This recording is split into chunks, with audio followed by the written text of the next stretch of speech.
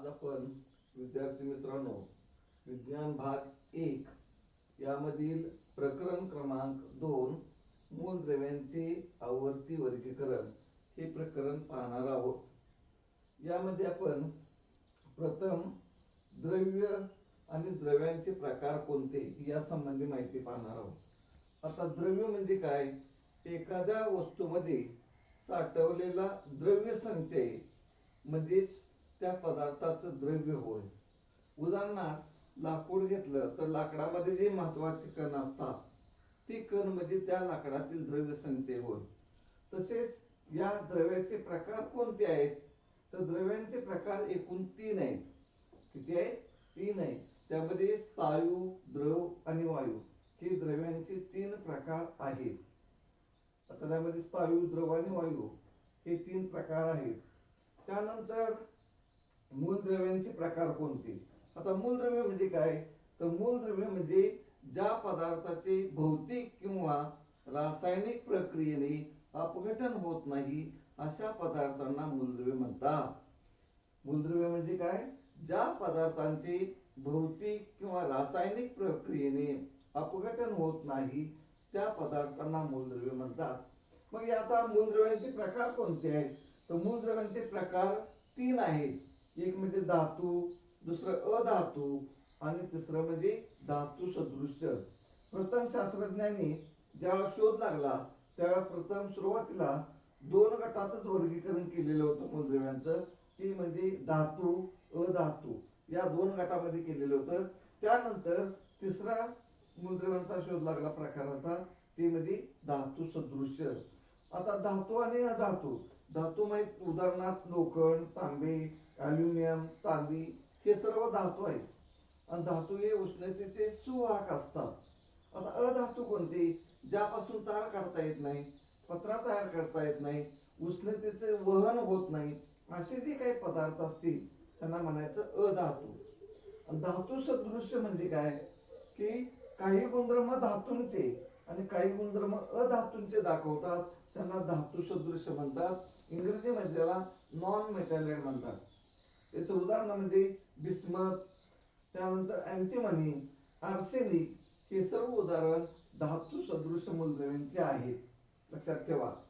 कोणकोणते? मूलद्रव्यांचं वर्गीकरण प्रामुख्याने किंवा मूलद्रव्यांचे प्रकार प्रामुख्याने 3 गटात केलेले आहे।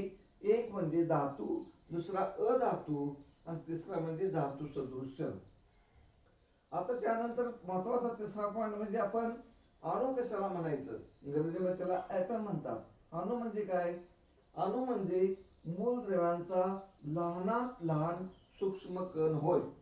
आता लहानात लहान सूक्ष्म कण म्हणजे कोणता?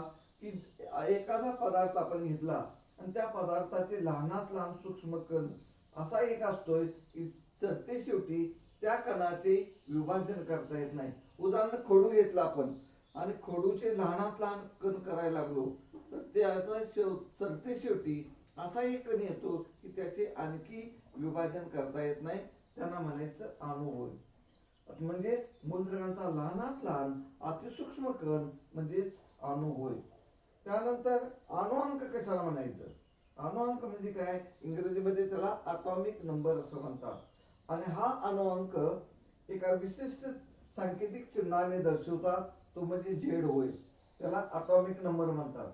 आता अणुअंकाची व्याख्या काय पहा की अणूच्या मध्ये असणारी प्रोटॉनची संख्या, अणूच्या केंद्रकात असणारी प्रोटॉनची संख्या किंवा केंद्रकाबाहेर असणारी इलेक्ट्रॉनची संख्या म्हणजेच त्या मूलद्रव्याचा अणुअंक होय। बघा, अणुअंक म्हणजे काय? अणुअंक म्हणजे केंद्रकात असणारी प्रोटॉनची संख्या किंवा केंद्रकाच्या बाहेर असणारी इलेक्ट्रॉनची संख्या म्हणजेच त्या मूलद्रव्यांचा अणुअंक होय आणि तो Z या सांकेतिक चिन्हाने दर्शवतात। त्यानंतर अणुवस्तुमानांक कशाला म्हणतात पहा? अणुवस्तुमानांक म्हणजे ॲटॉमिक मास नंबर आणि तो एका विशिष्ट सांकेतिक चिन्हाने दर्शवतात, ते म्हणजे A होय। त्याला ॲटॉमिक मास नंबर म्हणतात। आता अणुवस्तुमानांकाची व्याख्या काय पहा? अणुवस्तुमानांक म्हणजे काय? अणूच्या केंद्रकात असणारी प्रोटॉनची संख्या आणि न्यूट्रॉनची संख्या या दोघांची बेरीज म्हणजेच त्या मूलद्रव्याचा अणुवस्तुमानांक होय. आणि अणुवस्तुमानांक हा ए या सांकेतिक चिन्हाने दर्शवतात. त्याला अणुवस्तुमानांक म्हणतात. म्हणजे अणूच्या केंद्रकामध्ये किंवा न्यूक्लियस मध्ये असणारी प्रोटॉनची संख्या आणि न्यूट्रॉनची संख्या दोघांची बेरीज म्हणजे त्या मूलद्रव्याचा अणुवस्तुमानांक होय. अशा रीतीने अणुअंक आणि अणुवस्तुमानांक हे माहीत असणं आवश्यक आहे. अणुवस्तुमानांक माहीत असेल तर आपल्याला मूलद्रव्यांचं वर्गीकरण करता येते. त्यासाठी अणुअंक आणि अणुवस्तुमानांक हे फार महत्वाचे आहे. कारण प्रकरण क्रमांक 2 मध्ये मूलद्रव्यांचं वर्गीकरण करत असताना त्यामध्ये अणुअंक आणि अणुवस्तुमानांकाच प्रमाणित केलेलं आहे. त्यामुळे अणुअंक आणि अणुवस्तुमानांक माहीत असणं गरजेचं आहे. त्यानंतर पुढचा जो महत्वाचा मुद्दा आहे तो म्हणजे पुढचा डोबेरायनरचे त्रिके. आता डोबेरायनर हा एक शास्त्रज्ञ आहे. त्यानं मूलद्रव्यांचे वर्गीकरण केलेलं आहे. त्यांनी प्रथम मूलद्रव्य जे ज्ञात मूलद्रव्य होती, माहीत असलेली मूलद्रव्य होती, त्या मूलद्रव्यांचा त्यांनी अशा रीतीने अभ्यास केलेला आहे की 3 मूलद्रव्यांचा एक गट तयार केला. म्हणजे समान रासायनिक गुणधर्म असलेली, बघा लक्ष ठेवा, समान रासायनिक गुणधर्म असलेल्या 3 मूलद्रव्यांचा एक गट तयार केला आणि त्या गटाला त्रिके असे नाव दिले. त्यानंतर त्यांनी मूलद्रव्यांची मांडणी अणुवस्तुमानांकाच्या चढत्या क्रमाने त्रिकामध्ये केली असता मूलद्रव्यांची मांडणी त्रिकामध्ये केली असता पहिल्या मूलद्रव्याचा अणुवस्तुमानांक आणि शेवटच्या मूलद्रव्याचा अणुवस्तुमानांक या दोघांची बेरीज केली असता येणारी सरासरी ही मधल्या मूलद्रव्यांच्या अणुवस्तुमानांकाची एवढी येते. हे डोबेरायनरनं दाखवून दिले. म्हणून त्याला डोबेरायनरचा त्रिकाचा नियम म्हणतात किंवा डोबेरायनर ट्रायड असं म्हणतात. आता त्याचे एक्झाम्पल कुठले आहेत पहा, उदाहरण. लिथियम, सोडियम आणि पोटॅशियम ही 3 मूलद्रव्य घेतलेले आहेत अभ्यास करण्यासाठी आणि त्यांची मूलद्रव्यांची मांडणी अणुवस्तुमानांकाच्या चढत्या क्रमाने केलेली आहे. लिथियमचा अणुवस्तुमानांक आहे 6.9 आणि सोडियमचा अणुवस्तुमानांक आहे 23 आणि पोटॅशियमचा आहे 39.9. आता त्यांनी जो डोबेरायनरचा त्रिकांच्या नियमामध्ये काय सांगितले, पहिल्या मूलद्रव्याचा अणुवस्तुमानांक आणि शेवटच्या 3 नंबरच्या मूलद्रव्यांचा अणुवस्तुमानांक या दोघांची बेरीज केली असता येणारी सरासरी ही मधल्या मूलद्रव्यांच्या अणुवस्तुमानांक एवढी येते. हे डोबेरायनरनं दाखवून दिलेलं आहे. म्हणून याला डोबेरायनरचा त्रिकांचा नियम म्हणतात. आता त्याचं उदाहरण पहा. लिथियमचा अणुवस्तुमानांक आहे 6.9, पोटॅशियमचा अणुवस्तुमानांक आहे 39.1 आणि 6.9 अधिक 39.1 त्याला भागिले 2 या जर सरासरी काढली भागाकार करून तर 23.0 म्हणजे 23 येते. 23 ही मधल्या मूलद्रव्य एवढा अणुवस्तुमानांक येतो. म्हणजे सोडियमचा अणुवस्तुमानांक हा 23 आहे. हे डोबेरायनर दाखवून दिलेलं आहे. म्हणून याला डोबेरायनरचा त्रिकाचा नियम असे म्हणतात. त्यानंतर पुढचा जो पॉइंट आहे 6, न्यूलँडचा अष्टकाचा नियम. आता न्यूलँड हा एक असा शास्त्रज्ञ आहे. त्यानं सुद्धा काय केली, मूलद्रव्यांची मांडणी सारणीमध्ये करत असताना अणुवस्तुमानांकाच्या चढत्या क्रमाने केलेले आहे.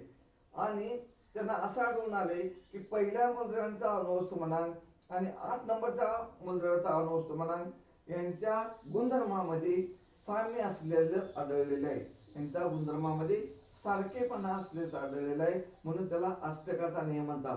आणि त्यांनी एक उपमा दिलेली आहे.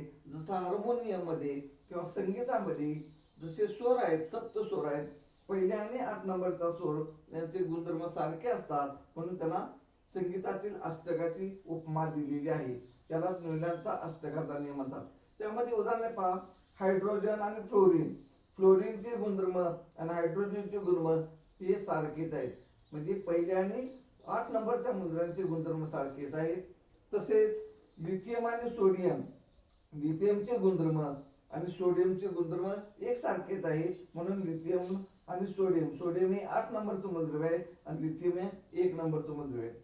त्यानंतर बेरिलियम आणि मॅग्नेशियम यांचे गुणधर्मामध्ये साम्य असल्याचं आढळलेलं आहे.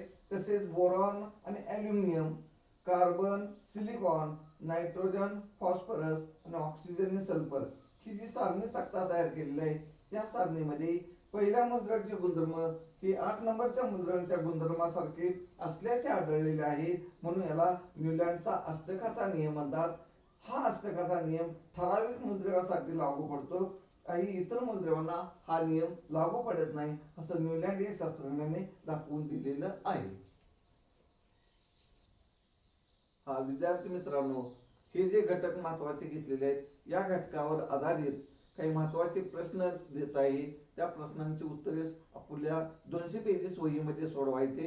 त्याच्यानंतर हा व्हिडिओ व्यवस्थित पाहायचा आणि अभ्यास करायचा. त्यानंतर दुसरा व्हिडिओ पाठवला जाईल.